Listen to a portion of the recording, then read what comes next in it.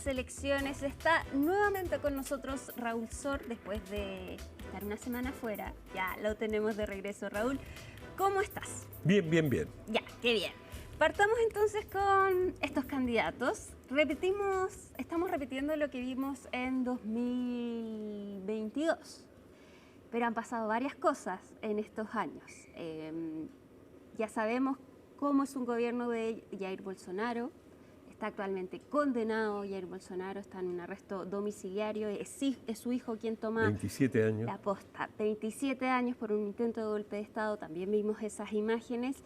Y también vemos a Lula da Silva intentando volver. Su cuarto mandato, si es que le resulta. No consecutivo. No consecutivo. Eso es muy importante. No consecutivo.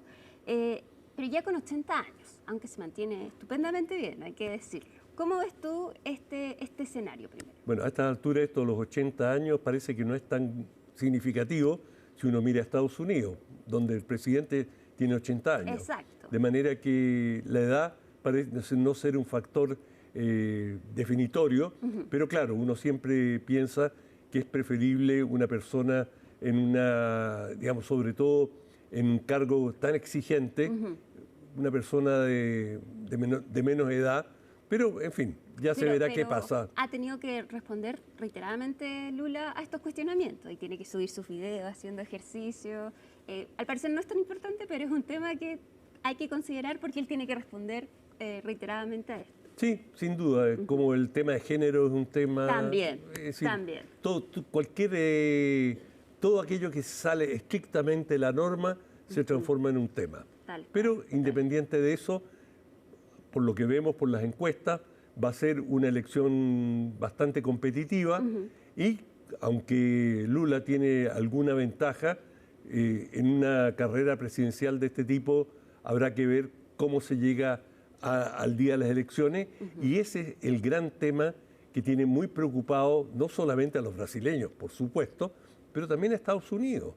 Y Estados Unidos proclamó básicamente su doctrina de América para los americanos y que, digamos, la idea de que, sobre todo, América Latina volvía a ser, de alguna manera, el patio trasero de Estados Unidos y que Estados Unidos quería un control y tratar de evitar la presencia, especialmente de sus principales competidores, que es China.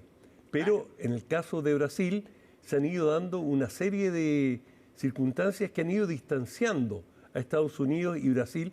Estados Unidos y Brasil tradicionalmente tuvieron una alianza, especialmente de los años 60, muy, pero muy sólida, al punto que en Estados Unidos se decía, donde vaya Brasil, irá América Latina. Es decir, Brasil tiene la batuta en la región. Y hasta cierto punto eso es cierto. Pero con el tiempo, Brasil, con su crecimiento económico y con sus políticas, especialmente bajo el gobierno de Lula, fue tomando alguna distancia, no de contraria a Estados Unidos, pero en búsqueda de una creciente autonomía. Y quizás lo que mejor grafica esta búsqueda de autonomía son los BRICS, esta asociación de países de la cual Brasil, de ahí viene la B de Brasil, pero donde Rusia, India, China participan y que de alguna manera Estados Unidos ha comenzado a sospechar que podría ser un polo de poder alternativo a la dominación casi exclusiva que ha ejercido Estados Unidos, especialmente desde el fin de la Guerra Fría. Y esta idea de los BRICS, que en algún momento se circuló, que incluso podría buscar tener una moneda propia y abandonar el dólar como la moneda franca, es decir, la moneda de cambio por la cual tienen que pasar todos los países. Cuando hay una transacción internacional, se hacen dólares, tú tienes que pasar al dólar y después volver a tu moneda nacional y así sucesivamente. Y esto además pasa por un sistema bancario internacional que lo controla Estados Unidos. Bueno, y BRICS se comenzó a plantear alternativas de comercio, de intercambios comerciales directos y sin pasar por el sistema bancario internacional. Y en Estados Unidos esto se ha leído, quizás con alguna razón, como el esbozo de un reto a su hegemonía. Y esto ha ido complicando las relaciones con Brasil. Y esto, en un plano mucho más concreto, se ha dado con una serie de fricciones que, como sabemos, Estados Unidos y el gobierno de Trump específicamente ha estado avalando a Jair Bolsonaro e incluso le llegó a colocar aranceles de hasta 50% a Brasil en castigo por lo que consideraba una persecución a Jair Bolsonaro. Bueno, esto se ha debatido en la justicia brasileña, ha sido noticia internacional, pero estas fricciones se han ido profundizando y en el último tiempo se dieron una serie de incidentes. Uno es que Brasil no ha reconocido al nuevo embajador y no lo ha reconocido porque, según Itamaraty, la Cancillería brasileña, el Ministerio de Relaciones Exteriores, dice no cumplió con todos los requisitos. Seguramente eso es así, pero cuando hay buena voluntad, muchas veces los pequeños deslices administrativos se hace la vista gorda. Cuando hay fricción, bueno, se pone la lupa y dice, pero no cumplió, no lo podemos acreditar. Y lo mismo ha ocurrido ahora con la embajadora de Brasil en Estados Unidos, claro, que, digamos, no, se le ha quitado no el reconocimiento, sino que se le ha dado, digamos, no ha obtenido la visa plenipotenciaria que reciben los embajadores y por lo tanto esto ha generado un incordio diplomático y otro motivo fue la visita de dos funcionarios que venían, dos funcionarios del Departamento de Estado norteamericano que venían a Brasil a certificar ciertas condiciones, entre otras este tema del trabajo forzado en el cual Estados Unidos le colocó una serie de aranceles, incluido a Chile, ¿no es cierto?, porque se habrían detectado situaciones de trabajo forzado. Sí. Muchos países han protestado por esto, pero estos funcionarios, según la Cancillería brasileña, en realidad lo que venían era a cuestionar la legitimidad de las elecciones. Y esto despertó todos los fantasmas de la elección anterior, en la cual, digamos, hubo justamente el intento de golpe de Jair Bolsonaro, fue cuestionar los resultados de las elecciones y señalar de que se había hecho un fraude, cosa de la cual no hubo ninguna evidencia. Pero, por decirlo de alguna manera, aquí ya hay ropa tendida, es decir, hay antecedentes y claramente Estados Unidos, el gobierno del presidente Trump, está empeñado, y lo ha planteado en su tesis o en la generación de esta nueva institución que es el escudo de las Américas, que América para los americanos y que Brasil aparece en este esquema como un país díscolo y dado que Estados Unidos ha tenido una nueva doctrina básicamente intervencionista en las elecciones y se vio como respaldó a de la Espriella en Colombia y ha estado incluso a Keiko Fujimori y ha estado respaldando a ciertos candidatos en América Latina y hay que decirlo, con gran éxito. Es decir, la mayoría de los candidatos en Honduras, en Guatemala, que han sido respaldados por Estados Unidos, han resultado vencedores. Y ahora, al parecer, Estados Unidos ha puesto la lupa en Brasil. Ahora, ¿tú cómo ves el rol que está ejerciendo Javier Milei, que acompaña a Flavio Bolsonaro en el lanzamiento de campaña, pero prácticamente opaca a Flavio Bolsonaro porque no se habló de que el hijo de Bolsonaro lanzó su campaña, sino más bien de los insultos que propina el presidente de Argentina al presidente de Brasil?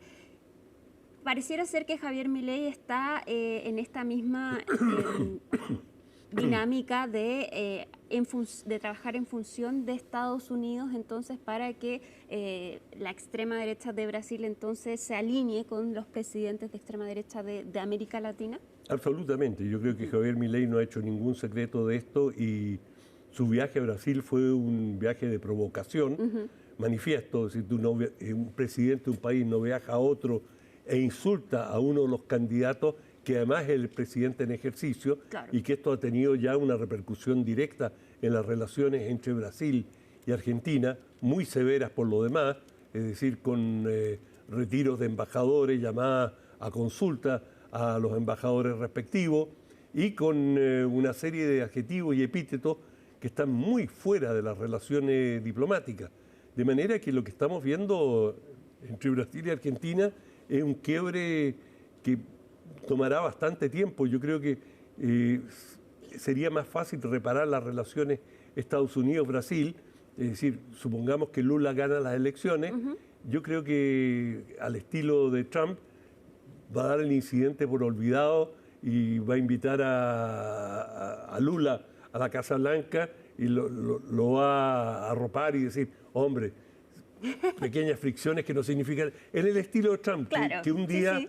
Te agrede, y, bueno, si no hay que preguntarle a otros mandatarios que han recibido verdaderas filípicas y retos en la Casa Blanca y al día siguiente son abrazados y aquí no ha pasado nada. Claro. Pero yo creo que la pugna o la fricción entre Milei y Lula, si Lula es reelecto, va a dejar más huella en la relación argentino-brasileña. Ahora, si bien uno puede comparar las distintas elecciones que ha habido en América Latina, ha habido injerencia estadounidense, acá el caso es distinto porque Lula da Silva, es un candidato bastante fuerte, ¿no? Podemos compararlo con el outsider Abelardo de la Espriella o Keiko Fujimori, que tras sus 4 veces intentando llegar entonces a la presidencia lo logra. Lula da Silva viene de 3 mandatos, 2 mandatos los terminó con una popularidad altísima. Él deja porque la presidencia y se la da a Dilma Rousseff porque no puede volver a elegirse. De ahí los mandatos consecutivos. Exactamente, y por eso es importante señalarlo. Jair Bolsonaro no le ganó a Luis Ignacio Lula da Silva. Lula estaba detenido, le gana a otro candidato del PT. Entonces vemos que Flavio Bolsonaro no es lo que era Jair Bolsonaro, es el hijo, no tiene la misma popularidad y se enfrenta a un candidato, a un presidente de Brasil, básicamente. No solamente un presidente, yo he estado en reuniones con Lula, en asamblea, y la popularidad de Lula es algo arrasador.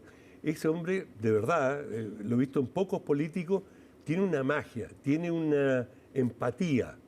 Cuando él entra a una sala, me recuerda a otro presidente que tenía algo similar, el presidente Clinton, de Estados Unidos. Clinton tenía algo que cuando llegaba a un lugar se generaba un ambiente, una cierta distensión, era su sonrisa, su soltura de cuerpo, algo que generaba un ambiente positivo. Lula tiene exactamente lo mismo y la gente aplaude y lo sigue con un fervor y no es casualidad que mantenga los niveles de popularidad que tiene después de todos los avatares, todas las dificultades que ha enfrentado, sigue siendo inmensamente popular. ¿Y tú crees que esto podría llevarlo a ganar en primera vuelta? Ya lo ha logrado. Yo no voy a hacer, tú sabes que yo no hago vaticinio. Es verdad. Y digamos, las encuestas no lo señalan como ganador en primera vuelta, está cerca, digamos, están con 48%, necesitan 50 más 1, de manera que veremos qué pasa. Depende mucho cómo se den la elección y este es el gran tema y por eso tenemos esta crisis. En un proceso electoral pueden pasar muchas cosas y nos faltan quienes en Brasil creen que Estados Unidos le está preparando una sorpresa y que la venida de estos 2 diplomáticos estadounidenses, miembros del Departamento de Estado, que fueron rechazados, la versión que salió de Itamaraty, del Ministerio de Relaciones Exteriores, es que eran especialistas en intervencionismo electoral y que de alguna manera Estados Unidos o los aliados de Bolsonaro están preparando alguna movida para cuestionar la legitimidad de las elecciones. Y bueno, Jair Bolsonaro, todo el intento de golpe parte porque el cuestionamiento del sistema de conteo electrónico que tiene Brasil. Y esa fue la gran crisis o el punto alrededor del cual se dio todo el debate. Y estos expertos venían a inspeccionar, en parte, aunque, digamos, se dedicaban a una serie de cosas, nunca está claro exactamente qué pueden hacer, pero la acusación que se les hace en el Brasil, que ellos venían a inspeccionar este sistema y cuestionar el sistema de máquinas de conteo electrónico y que a través de esas máquinas se podría realizar un fraude. Bueno, ya hemos visto que, digamos, Estados Unidos, que se erige muchas veces como el gran juez, cuando tuvo elecciones en Estados Unidos, sus máquinas no funcionaron. Exacto. Y se pasaron meses antes de poder determinar quién había ganado las elecciones. De manera que, digamos, tampoco Estados Unidos tiene tanta autoridad moral para darle lecciones a terceros de cómo llevar adelante sus elecciones. Y eso es lo que hace valer Brasil, ese es el argumento que utiliza la Cancillería brasileña para decir, este es un país soberano, acá no vendrá ningún tercero, pueden venir observadores, pero no vamos a aceptar la intervención de otros países.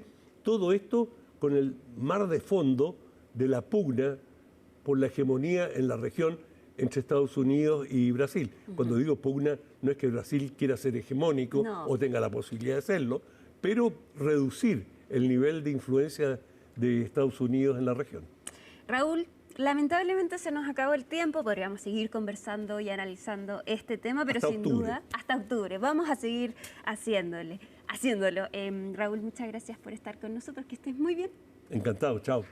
Y nosotros nos vamos a la pausa rápidamente, pero al regreso seguimos entonces con el análisis de estas elecciones en Brasil. No se vayan, ya volvemos.